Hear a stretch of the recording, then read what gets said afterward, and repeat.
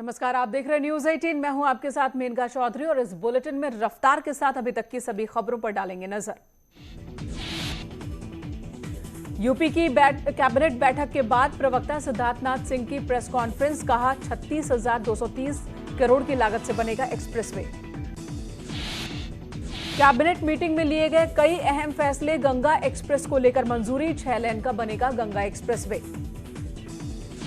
प्रदेश के 56 लाख बुजुर्गों के खाते में पेंशन ट्रांसफर, लखनऊ से बटन दबाकर सीएम योगी ने ट्रांसफर किए 837 करोड़ रुपए।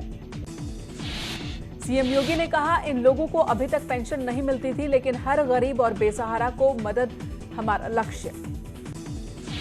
गरीबों को स्वास्थ्य बीमा की मदद, 42 लाख गरीबों को दिए गए आवास, 2.5 करोड़ परिवारों को शौचालय की सुविधा। सीएम योगी ने लगाया जनता दरबार, लोगों की सुनी समस्याएं, अधिकारियों को दिए निर्देश।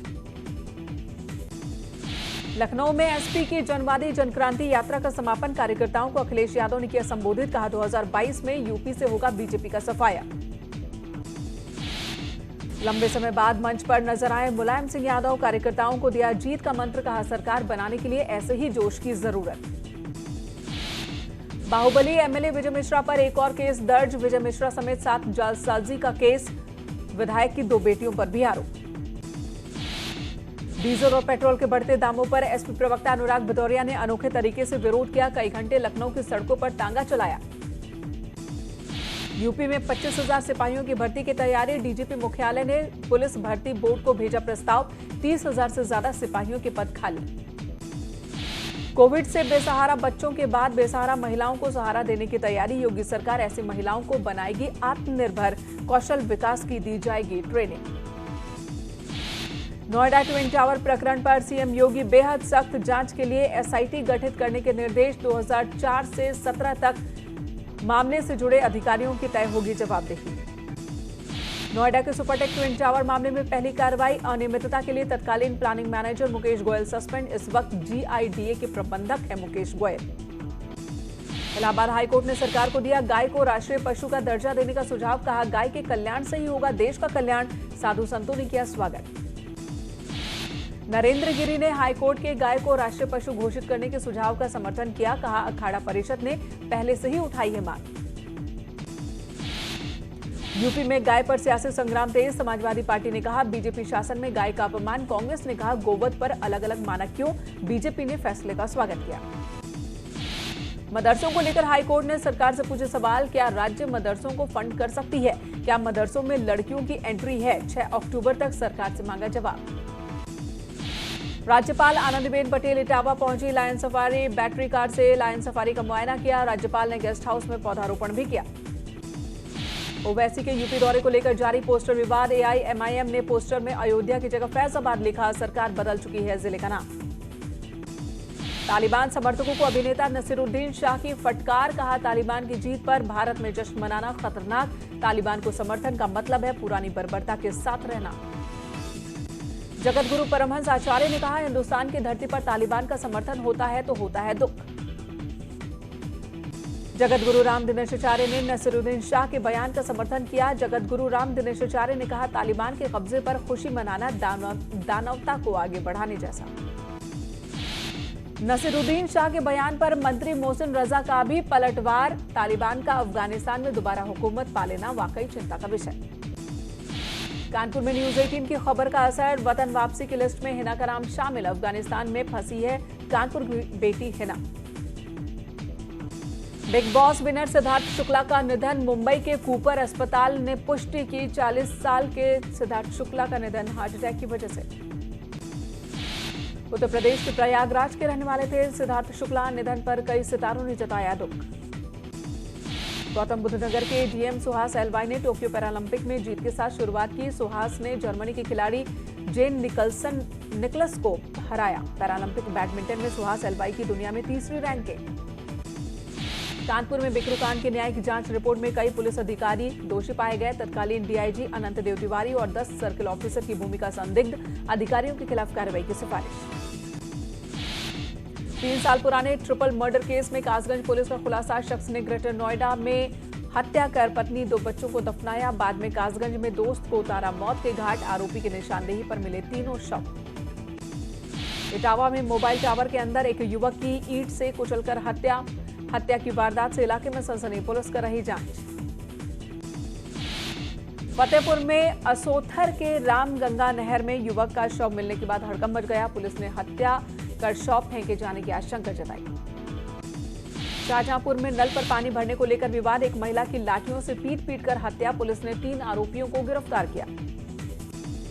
भदोही के कोइरौना इलाके के भीखीपुर गांव में जमीन विवाद में भाइयों के बीच जमकर मारपीट हुई। मारपीट के दौरान एक भाई गंभीर रूप से जख्मी, हॉस्पिटल में भर्ती।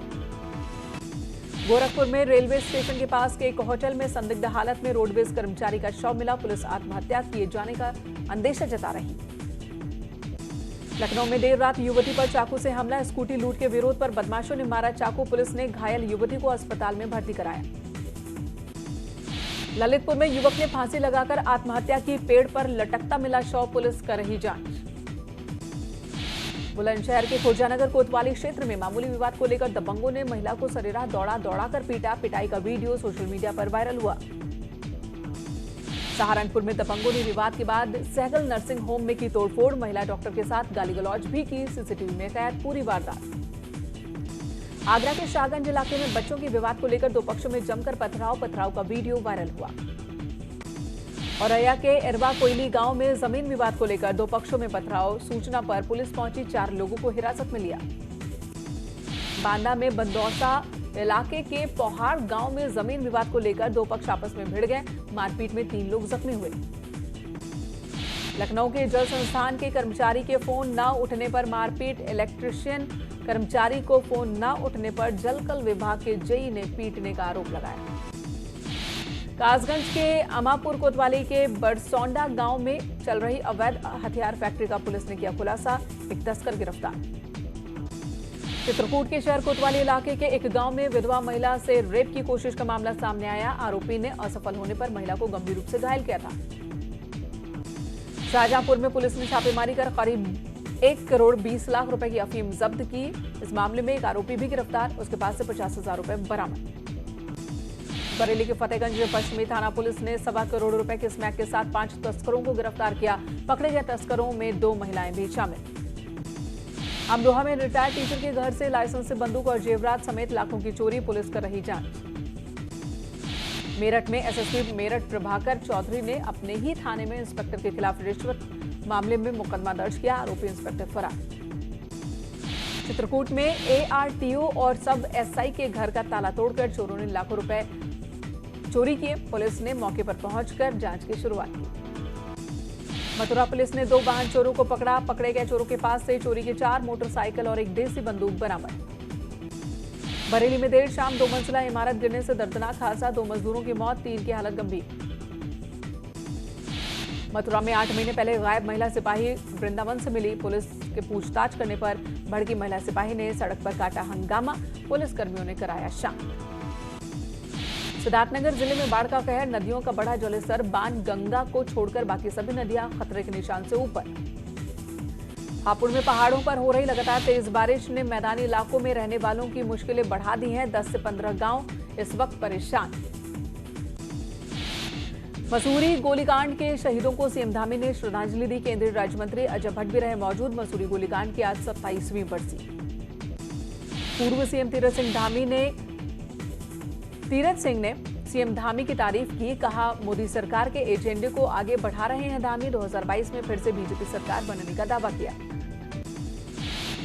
हल्द्वानी में सुशीला तिवारी अस्पताल के कर्मचारी अनिश्चितकालीन हड़ताल पर गए। नियमितीकरण और समान वेतन की मांग को लेकर कर्मचारी कर रहे नारेबाजी। पौड़ी के अयाल गांव में देवदार के 50 से ज्यादा पेड़ों का अवैध कटान, लापरवाही पर गांव वालों ने डीएम ऑफिस का घेराव किया। डीएम ने कड़ी कार्रवाई का भरोसा दिया। गुच्छू पानी घूमने गए 3 युवक पानी के तेज बहाव में फंस गए। एसडीआरएफ ने रेस्क्यू किया, रोप के सहारे बचाए गए तीनों। देहरादून में रक्षा राज्य मंत्री अजय भट्ट ने बीआरओ पीडब्ल्यूडी अधिकारियों के साथ बैठक की। बॉर्डर की सड़कों को लेकर बात हुई। राज्य में दूसरी सड़कों के निर्माण में भी मदद करेगा बीआरओ। देवप्रयाग के पास तोता घाटी में 5 दिन बाद खुला बद्रीनाथ हाईवे, अब भी बेहद खतरनाक सफर। लखनऊ के डीएम अभिषेक प्रकाश ने फैजुल्लागंज सीएचसी का औचक निरीक्षण किया, स्वास्थ्य सुविधाओं के बारे में जानकारी ली। मथुरा में डेंगू, मलेरिया और वायरल फीवर से मरने वालों का आंकड़ा पहुंचा 1450 मरीजों का अस्पताल में चल रहा है इलाज। डेंगू को लेकर मुरादाबाद के जिला अस्पताल में प्रशासन ने तैयारियां शुरू की। बुखार के लिए जिला अस्पताल में वार्ड बनाकर लगाए गए 36 बेड।